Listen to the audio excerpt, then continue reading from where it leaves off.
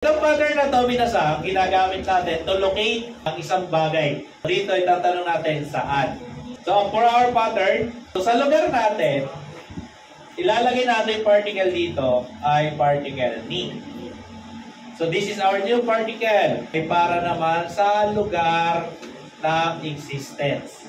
Tapos, yung mga noun natin dito, imamark natin ang particle ga.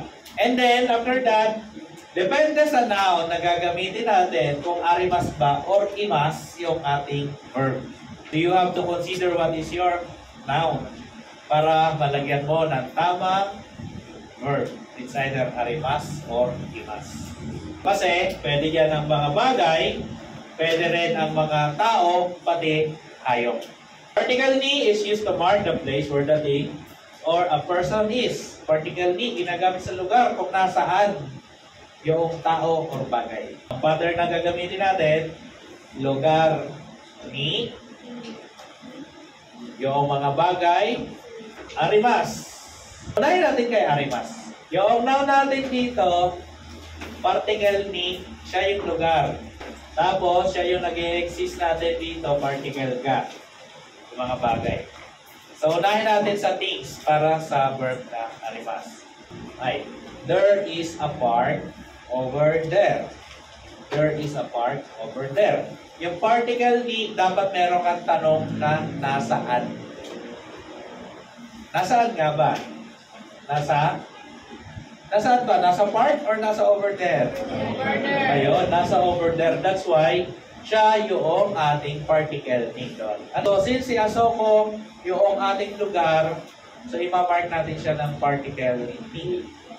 So, Asoko ni. Now, itanong natin, ano naman yung naandun? Ayun, si Park yung nag-exist sa lugar na yun. So, Park is Cohen. So, dahil siya yung nag-exist doon, i-mark natin siya ng particle ga. Now, yung particle ga natin, i-consider natin kung siya ba ay tao o hindi. At doon natin malalaman kung anong verb ang gagamitin natin. Dahil si Park ay hindi tao, arimas ang gagamitin natin. Another example natin, there is a pencil on the table. Unahin natin yung lugar. Nasaan nga ba? Nasa table. So that's why table is table. Okay? So, table, particle ni, kasi nandun siya. Ano naman ang meron sa table? Ay, emphasis. Emphasis ka. Arimas or imas? Ay, arimas. Table ni, emphasis ka.